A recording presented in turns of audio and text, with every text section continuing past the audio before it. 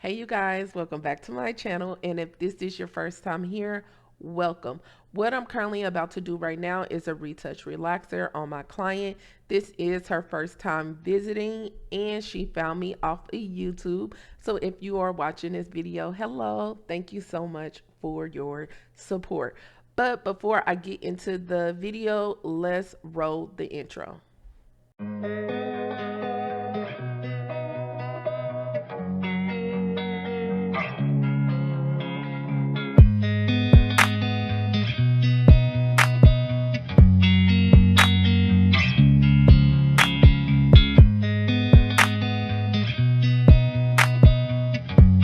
All right, you guys. So, what I will be doing today is answering the most popular questions I get in the salon and also online about relaxed hair to kind of give you guys the idea of how to treat relaxed hair, how to care for relaxed hair, and how to overall have a healthy journey when it comes to transition or stand on the path of having relaxed hair.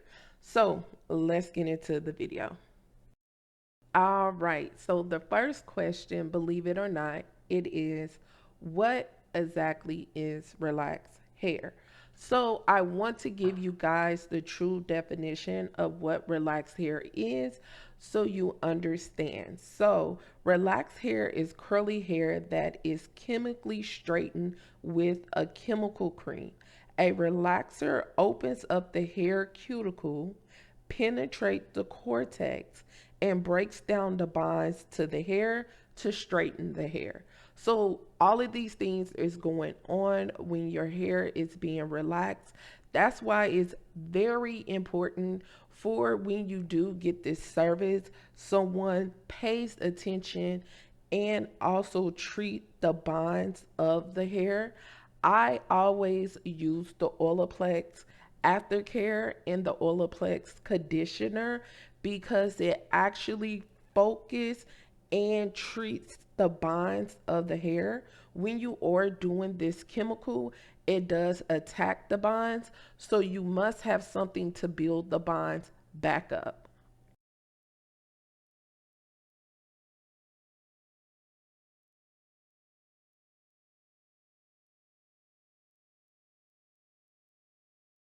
All right, question number two.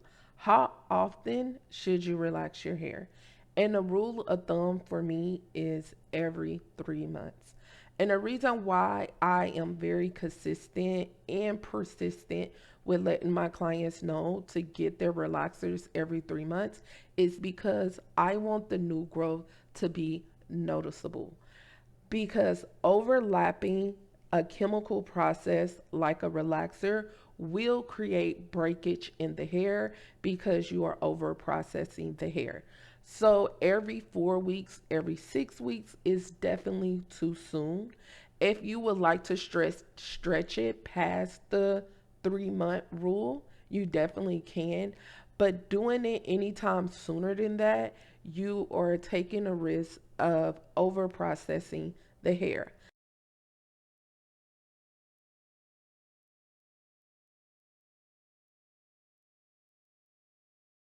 Okay, so the third question, what can I do to make sure my scalp doesn't burn? So it's multiple things you can do to make sure your scalp doesn't burn. So the first thing is make sure you apply Vaseline all through your scalp, all around your edges, around your neckline, even on the top of your ear. You want to make sure you apply the Vaseline.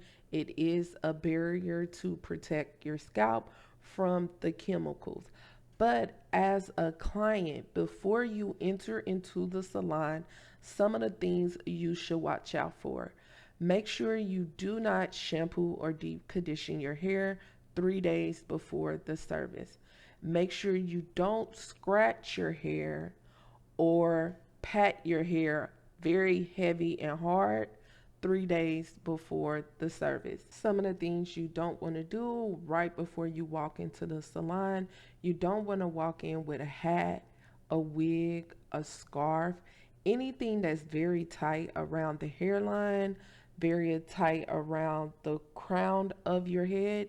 This will cause friction, and also it will increase the temperature of your hair, which will create sweat, which opens up the pores, which makes it more difficult for you to sit in the chair and take the service because you will be burning. So you want to stay away from wearing hats, wigs, or scarves or anything like that. You don't want to work out before you go into the salon to get this service because you will open up your pores, and by opening up your pores you increase the fact of your hair burning and itching and it being unbearable to go through with the service.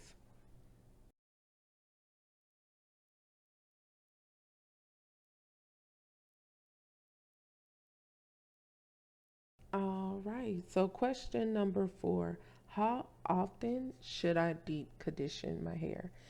And this should partner with your shampoo. Every time you shampoo your hair, you should deep condition your hair. I shampoo and deep condition my hair every 2 weeks. Every 2 weeks, you want to make sure you cleanse your scalp, which is shampooing your hair, and you want to make sure you deep condition your hair because you want to lock in that moisture.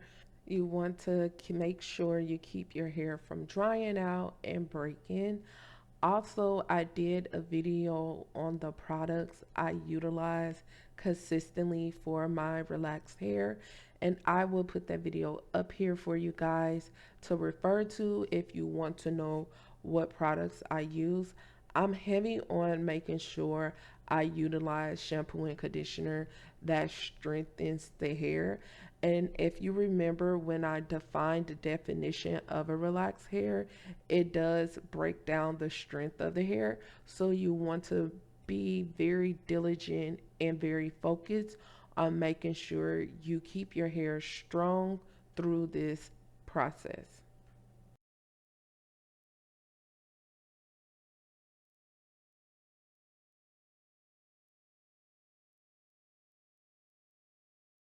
All right, question number 5.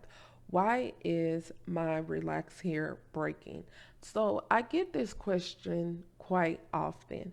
And to be honest with you guys, without seeing your hair, without knowing the daily products you put in your hair, and also the regimens and the routine you have when it comes to taking care of your hair, I cannot give you a concrete answer.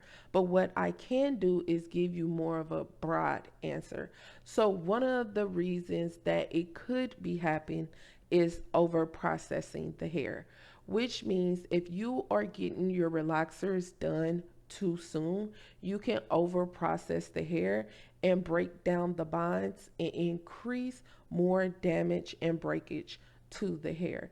The second reason, making sure your hair is hydrated, which means making sure you do your deep condition regimens every 2 weeks is the rule of thumb. If you ask me, you want to make sure you keep your hair hydrated when you have changed the texture and the overall makeup to your hair.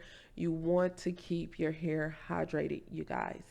And the third reason could be, are you making sure you are using a silk or satin scarf at night? Or are you using silk or satin pillowcases? You want to make sure you don't put your hair on cotton. Cotton absorbs moisture, cotton increase friction, and cotton increase breakage to the hair. Also, another thing can be protective styling. With your protective styling, which way are you leaning towards? If you are getting braids, are they too tight? Are they too heavy? How long you have the braids in? These things can increase breakage. Also, when it comes to wigs, weaves, or anything like that, is this covering your hair up to 90 to 100% of your hair, which is keeping your hair from breathing? Your hair does need oxygen. Look at it like a plant. Plant need water, oxygen, sun. That's exactly the things that your hair needs. When you are constantly putting your hair in bondage with protective styles like wigs and weaves, you keep your hair from receiving the moisture, the sun, the oxygen, which creates damage to the hair. Also, if the wigs and weave is very tight on your hairline, also around your hair, you increase breakage from that as well. So it's plenty of reasons why this could be happening. If these are some of the things that you are doing and you are receiving breakage, then please immediately create change.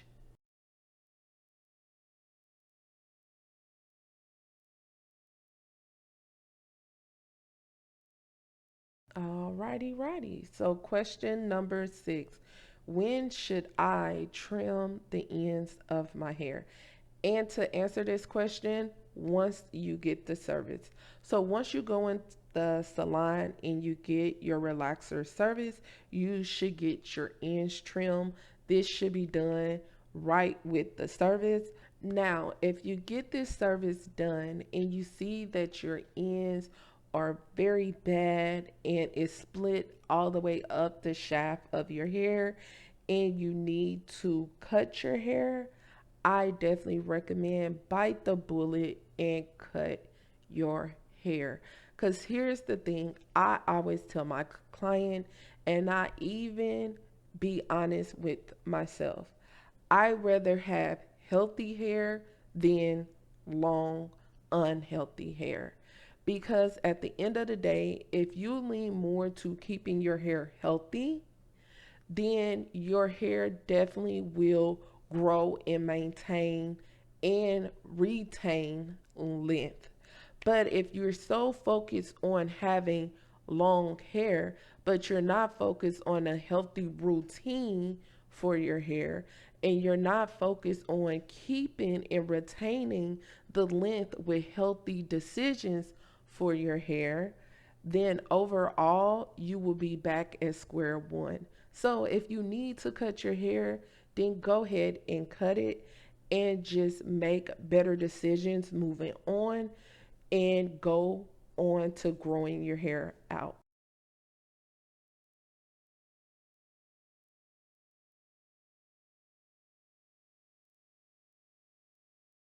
Okay, question number 7. Why is my hair so limp and lifeless? So, it's multiple reasons for this. So, one of the reasons can be your hair is over processed. A second reason can be products that you are using can be very heavy and too harsh on the hair. And the third reason would be your everyday diet and routine. So let me kind of break those down.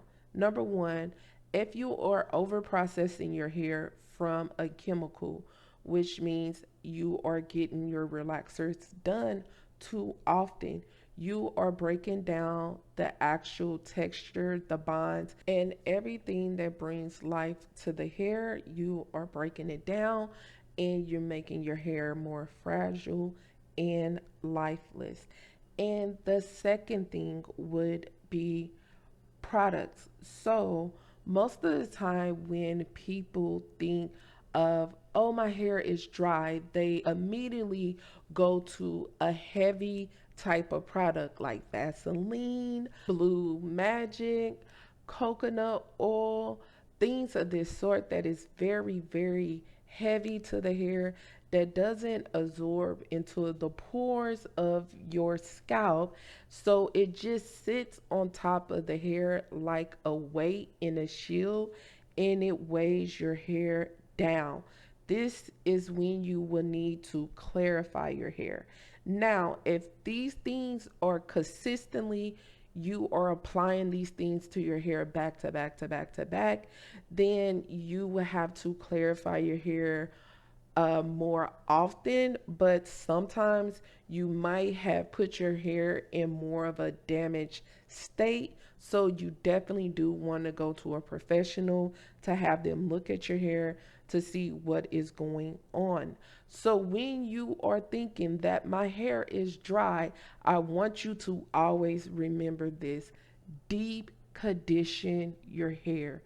Do not run and throw on all these different type of heavy duty products on your hair. You want to deep condition your hair, and daily you want a leave-in conditioner to spray on your hair. If you want to know products that I utilize in the salon, please go to my website. I have recommendations for products that I love to use on my relaxed and natural girls, so you can use those products at home. But when your hair is dry, deep condition your hair, wash your hair, utilize your clarifying shampoo, utilize your strengthening shampoo, utilize your strengthening conditioner, deep condition your hair. I'm going to say it again: deep condition your hair. Also, just FYI, when you are deep condition your hair, that means placing yourself under a hooded dryer for 15 to 20 minutes max, with a plastic cap on top of your head with the conditioner in your hair. Doing it any other way is not deep conditioning your hair. By doing it that way, you increase the temperature, open up the cuticles of the hair so the moisture can deposit in. Please do not put a cap on your head, sleep in it for the next day. No, you are over processing your hair with the conditioner, which will make your hair weak and fragile as well. All right, so you also want to pay attention to your everyday diet. You want to incorporate your fruits, your vegetables. You want to make sure you keep yourself hydrated with drinking water and making sure you are not dehydrated. Dehydration can lead to breakage and damage to the hair as well. And you want to take in your your daily vitamins.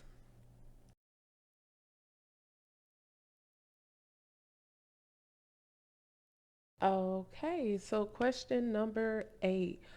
What is the best products to use? So, the products that I use, I am a Chi girl. I love Chi products.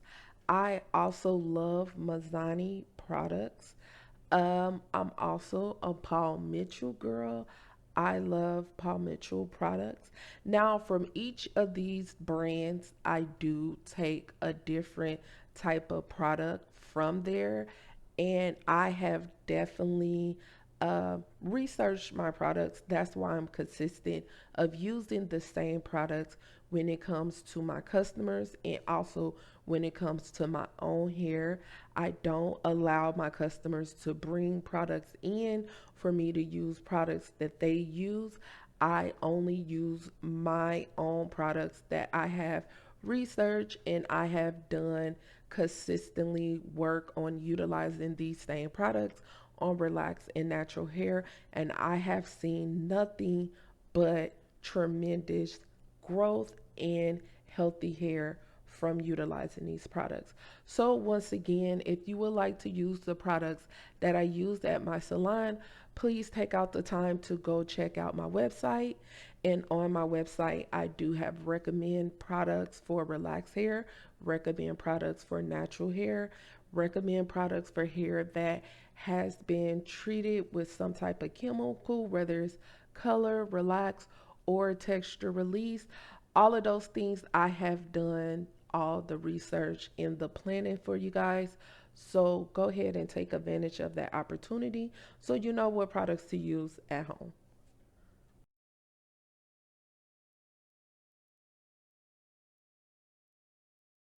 Okay, question number 9. We are coming to the end, and I have been talking your head off, But if you are still here, I'm assuming that you like it. And if you like it, then please hit that thumbs up button so this information can travel. It can help more people that have relaxed hair or considering going relaxed. Just think about the reason why you bumped into my video, and it may be somebody that's thinking the same thing you're thinking. So by hitting the thumbs up, you allow my video to circulate to more people, and thank you so much in advance because that really helps me out. Make sure you subscribe if you like videos like this. I do this often, so hit the subscribe button so we can stay in touch, and comments down below. If you get to the end of this video and I haven't answered a question that you have for your relaxed hair, or even if you're natural, if you have a question, then leave the comments down below so we can chat, and maybe I will answer it in the next video, or I would try to answer your comments down below as well. But don't be shy in the comments section. All right, so question number 9. My hair is so dry. How can I fix that? So, to kind of piggyback what I already said, make sure you are deep conditioning your hair. This should be partnered with shampooing your hair. You want to make sure you are deep conditioning your hair, that increase the moisture to the hair. Also, you want to make sure you have a healthy diet. Once again, your fruits and vegetables, and also water. Most fruits and vegetables leans to a water-based meal, so that increases your water. And also by drinking water, you help your hair stay hydrated as well. You want to incorporate your vitamins because vitamins, daily vitamins, are important too for healthy hair, skin, and nails. Now, also, if you are dealing with dryness consistently, then you may want to look at how are you treating your hair at night. Once again, if you are laying on a cotton pillowcase will increase breakage, dryness, and friction to the hair. You want to stay in the realm of silk or satin pillowcases or silk or satin scarves at night. And also a leave-in conditioner. A leave-in conditioner, this is something that you can incorporate to apply on your hair daily. You'll just mist your hair with the leave-in conditioner. Once again, you don't want to oversaturate it or put your hair into the position where it is wet. You just want to mix it with the leave-in conditioner. The molecules and are so small that it will deposit it into your pores. So these are some of the things that you can incorporate daily when it comes to keeping your hair from drying out. Oh, also something that just left my mind that is very important. You don't want to constantly put heat to the hair. So personally, me at my home, and this is because I'm a hairdresser, but if you have a great relationship with the salon and you go to your salon every 2 weeks, then you can do this as well. But I do not keep hot combs, curling irons, flat irons, anything of heat in my house. I don't keep it in my house because I don't want to apply heat unnecessarily, or I don't want to make it just a habit or a routine of applying heat to my hair. I like to apply heat every 2 weeks. So once I have washed and deep conditioned my hair, then I would apply the heat to my hair. But you don't want to apply heat too much because that will dry your hair out as well.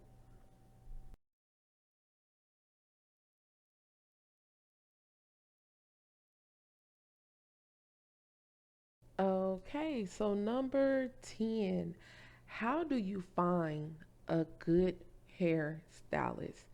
And to be honest, you guys, you stumped me with this question. I can leave comments down below if you are a customer and you found a great hairstylist. Leave comments down below about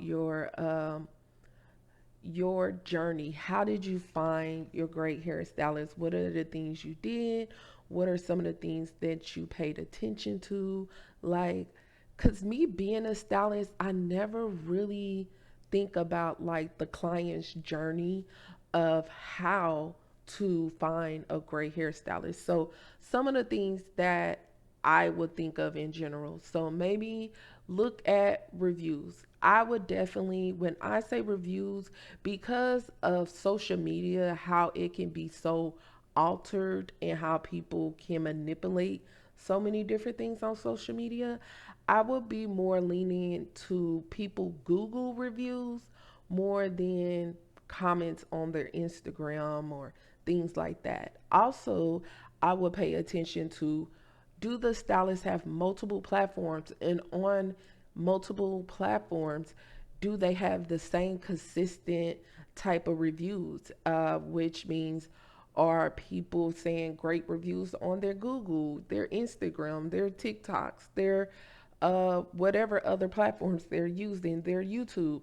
Like, are people leaving great comments on multiple platforms for this stylist? Also, with this stylist, to me, are they investing in themselves, which means are they a licensed stylist? I know some people would be very upset with me with saying this, but I'm just being honest, you guys. I'm not saying people that unlicensed are not talented and they don't have the ability to do what a licensed stylist can do. But what I'm saying is, are they taking their craft serious? To me, taking your craft serious is not just being a talented hairstylist, but also putting in the work to be licensed and registered, so people that deal with you knows that you are taking this serious and you're doing what you need to do. And not only are they licensed, are they taking steps to take courses and classes outside of their license? After they are licensed, are they taking more steps to be educated? That is very important. A stylist that loves education about their craft, that consistently builds on their education, to me, would give you more of kind of a understanding of how they take their business serious and how they are consistent on making sure they know what they are doing. And the last thing would be, do your consultations with your stylist. So if you're not aware of what a consultation is, that's where you take 30 minutes, 15 to 30 minutes of sitting down with your stylist, having more of an education dialogue with them, understanding their mindset, understanding what they know, looking around to look at the products they use. Like, don't try to do that under maybe their Instagrams and things like that, because they probably can shoo you along like, hey, I'm doing something, or maybe they are personally busy and they can't have that conversation with you. But if you actually dedicate maybe $25 for 30 minutes of their time and have a consultation with them, then you can figure out, is this somebody I want on top of my head? Are they educated enough to be on top of my head? Do they know more than me when it comes to taking care of hair? Like, these are the things you can learn in a consultation, because you trying to get information from the stylist that you may be seeking out to do a service on you. If you try to message them or DM them or things of that sort, they could be doing hair, they could be dealing with their own business, and they don't have time to actually answer all of those questions. But doing a consultation, honestly, that saves you so much invested in more money than what you want to do, invested in more time than what you want to do, and also having issues and damage with your hair. So do a consultation.